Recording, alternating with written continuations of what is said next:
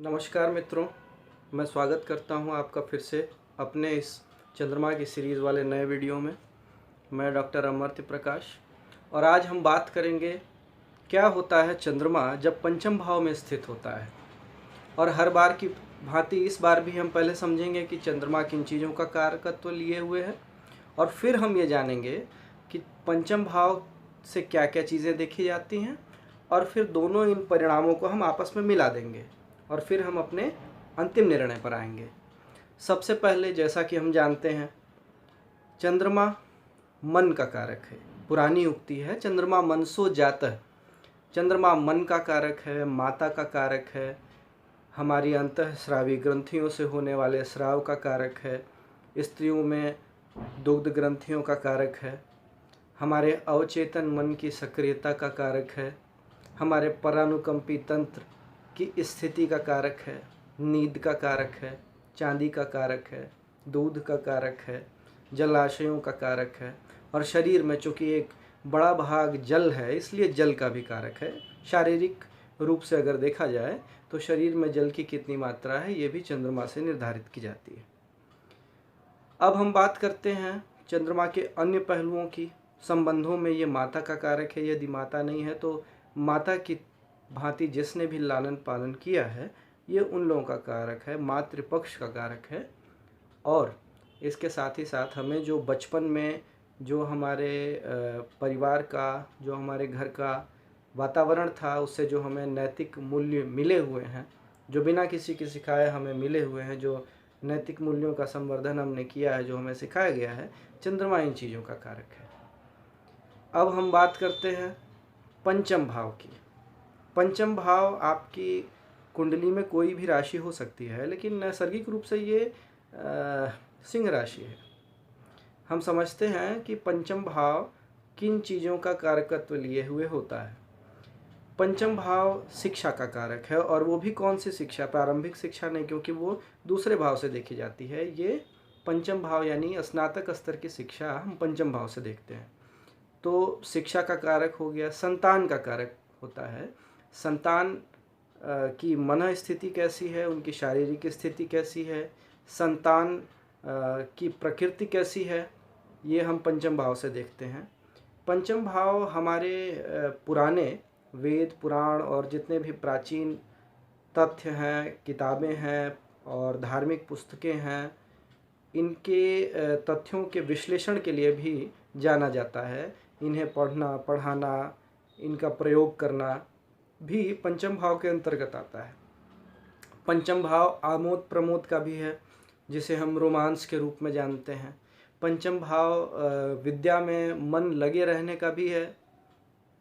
पंचम भाव बहुत सारे तथ्यों को अपने आप में समेटे हुए है, जिसमें शेयर मार्केट में पैसा लगाने वाले लोग, सट्टेबाजी करने वाले लोग, कहना ही होगा राजनेता और ऐसे सभी कलाकार जो ललित कलाओं में पारंगत होते हैं, जैसे गायन, वादन और नृत्य, ये सभी पंचम भाव के अंतर्गत आते हैं। पंचम भाव मंत्र, मेडिटेशन, एस्ट्रल ट्रेवल, इन चीज़ों से भी संबद्ध है। अब हम देखते हैं कि पंचम भाव का संबंध अन्य भावों से कैसा है। जैसे पंचम भाव तृतीय भाव से तृतीय है, यानी हमारे मित्रों, हमारे छोटे भाइयों के कौशल को बताता है, उनकी कार्यकुशलता को बताता है। अगर हम देखें तो ये पंचम भाव हमारे चौथे भाव से द्वितीय भाव है, यानी कि जो हमें नैतिक मूल्य अपने परिवार से मिले हैं उनके संवर्धन के लिए जातक सदैव तत्पर रहता है। ये सारी बातों का विचार पंचम भाव से करते हैं। पंचम भाव छठे भाव से द्वादश भाव है। छठा भाव रोग का है, ऋण का है, शत्रु का है। तो रोग, ऋण और शत्रु की समाप्ति के लिए पंचम भाव जाना जाता है। इसीलिए इसे लक्ष्मी स्थान कहते हैं, शुभ भाव कहते हैं और त्रिकोण स्थान कहते हैं। फिर हम आगे चलते हैं। सप्तम भाव से एकादश भाव होने के कारण ये पत्नी से होने वाले लाभ, बिजनेस व्यवसाय से होने वाले लाभ और जो मसौदे हैं, जो बंध हैं, जो कॉन्ट्रैक्ट्स हैं, उनसे होने वाले लाभ और उनसे होने वाली इच्छाओं की पूर्ति के लिए भी जाना जाता है। नवम से नवम होने के कारण पंचम भाव शुभ है। धर्म की वृद्धि के लिए, भाग्य की उन्नति के लिए, इच्छाओं की पूर्ति के लिए पंचम भाव बड़ा ही महत्वपूर्ण है। पंचम भाव के साथ दशम और द्वादश ऐसे दो ही भाव हैं जिनके साथ अच्छे संबंध नहीं है। इसलिए राज्य भाव की दृष्टि से और विदेश भाव की दृष्टि से ऐसे लोग जो सत्ता पर आसीन हैं या विदेश से संपर्क रखते हैं, विदेश व्यापार और विदेश नीतियों से संपर्क रखते हैं, उनसे पंचम भाव का खड़ाष्टक योग होने के कारण अच्छे संबंध नहीं होते। इन लोगों से मतभेद होता है, इन लोगों के साथ क्लेश होने की संभावना रहती है और ऐसा प्रायः देखा गया है। अब हम बात करते हैं चंद्रमा, जो कि हमारा मन है, वो पंचम भाव में लगा है। क्या होता है जब पंचम भाव में चंद्रमा स्थित होता है? चंद्रमा की ये प्रकृति है कि वो जहाँ भी होता है वो उद्दीपित होता रहता है। तो जब कभी भी चंद्रमा पंचम भाव में उद्दीपित होता है तो जातक का मन पंचम भाव से संबंधित विषयों में किसी विषय पे एक लगा रहता है। जैसे पंचम भाव साहित्य का है, शिक्षा का है, जातक का मन पढ़ने में लगता है। और किस प्रकार की पढ़ाई, ये उस राशि पर निर्भर करता है, जिस राशि में वो चंद्रमा है उस पर दृष्टि पर निर्भर करता है, ग्रहों की युति पर निर्भर करता है और नवांश में चंद्रमा की स्थिति पर भी निर्भर करता है। अगर हम बृहद रूप में देखें तो चंद्रमा यदि बुध की राशि या बुध से युक्त होता है तो वो स्टॉक मार्केट में, पठन पाठन में, लेखन में, गणित में, बैंकिंग में, ज्योतिष में, इन विषयों की पढ़ाई करना चाहता है और हिसाब किताब, आंकड़ा और स्टैटिक्स की तरफ जाता है। यदि शुक्र के साथ संबंध हो या शुक्र की राशियों में हो, वृष राशि में चंद्रमा उच्च का होता है तो उसे भौतिक लाभ तो कराता ही है, साथ ही साथ जैसे तुला राशि में है तो वस्तुओं को और वातावरण को संतुलित करने की कवायद उसके अंदर होती है। जैसे प्रबंधन क्षेत्र में अच्छा काम करते हैं, राजदूत के तौर पे अच्छा काम करते हैं। और शुक्र की राशियों में धन के हस्तांतरण और धन का लेखा जोखा ये उसे स्वाभाविक रूप से मिल जाता है, जैसे कैशियर। और ग्रहों के साथ यदि हम देखें, राहु और केतु दो छाया ग्रह हैं। यदि इनके साथ युति होती है तो स्थिति कुछ अलग प्रकार की होती है। क्यों? राहु और केतु परंपराओं को तोड़ने के लिए जाने जाते हैं। ये अपरंपरागत तरीके से अपना प्रभाव प्रदर्शित करते हैं। जैसे यदि राहु के साथ हो तो राहु आसक्ति है, मोह है। तो स्वाभाविक रूप से यदि चंद्रमा पंचम स्थान में बैठा है तो जातक का मन उसकी संतान में लगा रहता है, लेकिन राहु के प्रभाव से ये और अधिक आसक्ति पैदा करता है और बहुत अधिक मोह पैदा होता है अपने बच्चों के प्रति, संतानों के प्रति।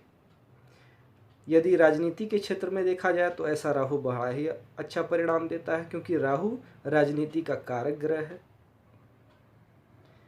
ठीक इसी प्रकार यदि केतु की स्थिति हुई तो केतु भी एक अपरंपरागत तरीके से अपने विरक्ति की स्थिति दिखाएगा।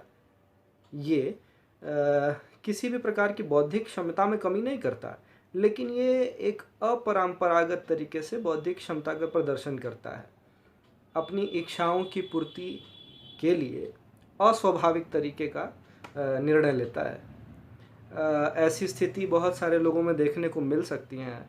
जैसे विवेकानंद के पंचम स्थान में शनि के साथ चंद्रमा की स्थिति थी। ऐसे तो इसे विष योग के नाम से जाना जाता है, क्योंकि व्यक्ति एकाकी जीवन और व्यवस्थित और अनुशासित जीवन व्यतीत करना चाहता है, जो अन्य लोग नहीं चाहते। लेकिन ऐसी स्थिति एक ऑर्गेनाइजेशनल लेवल पे, जिसे हम कहते हैं कि ये एक अनुशासित तरीके से कार्य करने के लिए बहुत उत्तम होता है।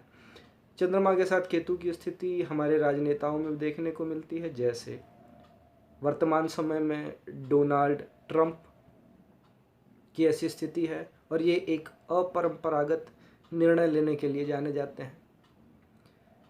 स्थिति कोई भी हो, चूँकि चंद्रमा मन का कारक है, जातक की माँ का भी मन इन्हीं सब विषयों में लगा होता है। बौद्धिकता अच्छी होती है, बुद्धिमत्ता अच्छी होती है, धार्मिक होती है माता, और इच्छाओं की पूर्ति के लिए माता बड़ी ही सहायक होती है।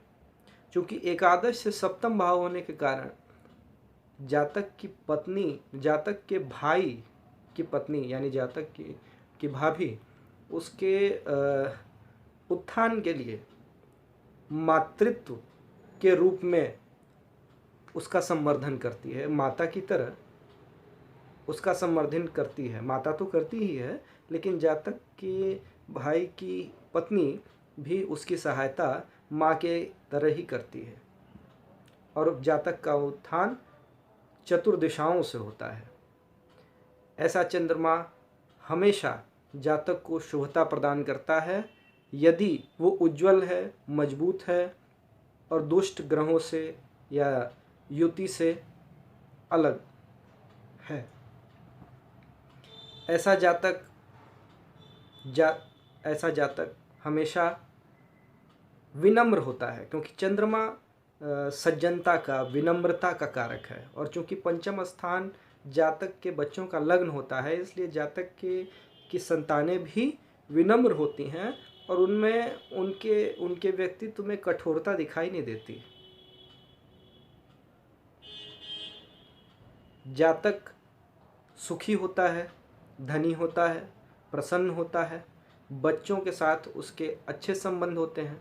लेकिन यदि स्थिति दूसरी हुई तो परिणामों में परिवर्तन हो जाता है। इसीलिए मैं बार बार कहता हूँ कि जब कभी भी किसी भी ग्रह का किसी भी भाव में फल हमें देखना हो तो वो किस ग्रहों से युक्त है, किस ग्रह की राशि में है, किस भाव का स्वामी है, नवांश में उसकी स्थिति कैसी है, खडबल में उसकी स्थिति कैसी है, इन सब बातों का विचार करना परम आवश्यक है।